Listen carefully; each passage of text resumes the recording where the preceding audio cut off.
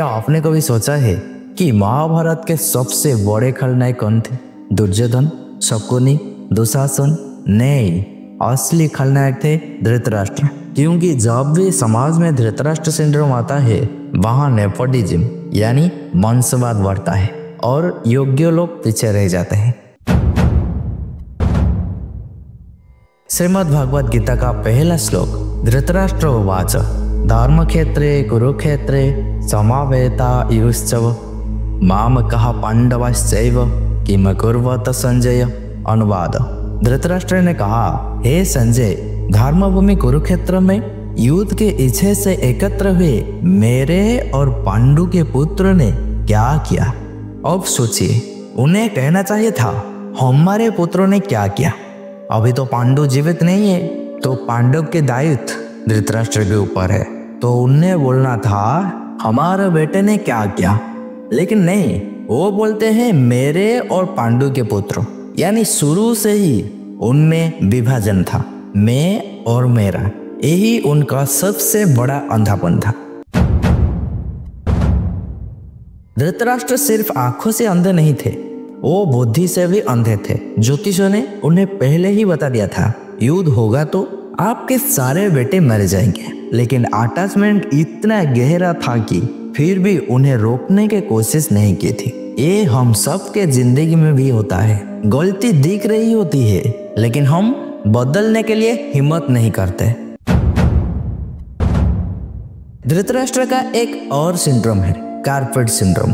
क्या आपने कभी देखा है कि काम वाली बाई घर में सफाई करते हैं, कभी गंदगी दिख जाए तो झाड़ू मारकर कारपेट के नीचे छुपा देती है। समस्या खत्म नहीं होती, बस छुप जाती है। कुछ दिन बाद जब कारपेट उठाते हैं तो कीड़े मकोड़े निकलते हैं। यही धृतराष्ट्र का तरीका था। समस्या सामने थी लेकिन वो कहते थे चलो छुप रहो, ढक दो, छुपा दो। लेकिन समस्या छुपाने से नहीं, सामना करने से हल होता है। विदुर ने बार बार कहा धृतराष्ट्र अंधे हैं, इन्हें राजा नहीं बनना चाहिए, क्योंकि वो समझते थे राजा का कर्तव्य है सही को अपनाना और गलत को रोकना। लेकिन धृतराष्ट्र का मन सिर्फ मेरा बेटा, मेरा परिवार तक सीमित था और यही सोच साम्राज्य को ले डूबा। अब सोचिए, धृतराष्ट्र चाहे तो डायल स्ट्रक्चर कर सकते थे। वो कह सकते थे दुर्योधन तुझे साम्राज्य चाहिए, ठीक है, पांडव ऑपरेशन संभालेंगे, तुमको 10% रॉयल्टी इनकम मिलेगी।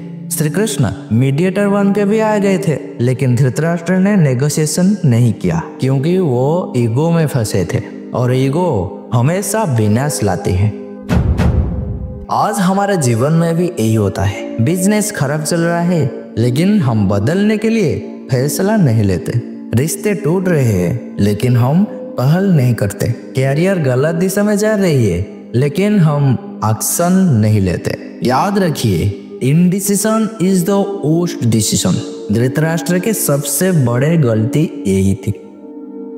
2001 में अमेरिका का आयरन कंपनी सालाना रेवेन्यू 8 लाख करोड़ किया था, लेकिन लीडरशिप में गलत फैसले हुए और 1 साल में कंपनी दिवालिया हो गया। धृतराष्ट्र के साम्राज्य भी ऐसे ही था। गलत लीडरशिप, गलत एडवाइजर, गलत फैसला और सिर्फ 18 दिनों में साम्राज्य खत्म हो गया। इतिहास हमें यही सिखाती है, साम्राज्य तलवार से नहीं टूटता, गलत लीडरशिप से टूट जाता है। धृतराष्ट्र के सबसे बड़ा क्राइम यही था।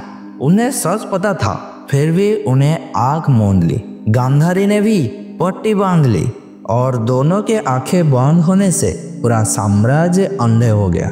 आज हमें ये तय करना है, हम अपने आंखें खोलेंगे या धृतराष्ट्र की तरह बंद रखेंगे। गीता हमें यही सिखाती है, क्या बनना है कृष्ण से सीखे, क्या नहीं बनना है धृतराष्ट्र से सीखे। तो दोस्तों, अपने परिवार में, अपने बिजनेस में, अपने जिंदगी में धृतराष्ट्र मत बनो। सही का साथ दो, गलत को रोको, साहस रखो निर्णय लेने का, क्योंकि जो सच को अनदेखा करता है वो सिर्फ अंधा नहीं, खलनायक बन जाता है। यही पहला श्लोक हमें सिखाते हैं, अंधे हो नहीं, जो आंखों से नहीं देख सकता। अंधे वो है जो सत्य को जानकर भी अनदेखा करता है। तो दोस्तों, आप और मैं धृतराष्ट्र मत बनो।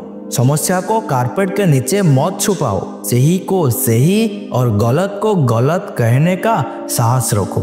तो दोस्तों, ये वीडियो आपको कैसे लगा कमेंट में जरूर बता देना। वीडियो अच्छा लगा तो लाइक कर देना और चैनल को सब्सक्राइब करना मत भूले, क्योंकि गीता का सभी श्लोकों को हमें डिकोड करेंगे ये मॉडर्न एज की तरह। ये मॉडर्न एज में हम कैसे गीता से क्या सीखेंगे, कैसे हम अपने आप को बदलाएंगे।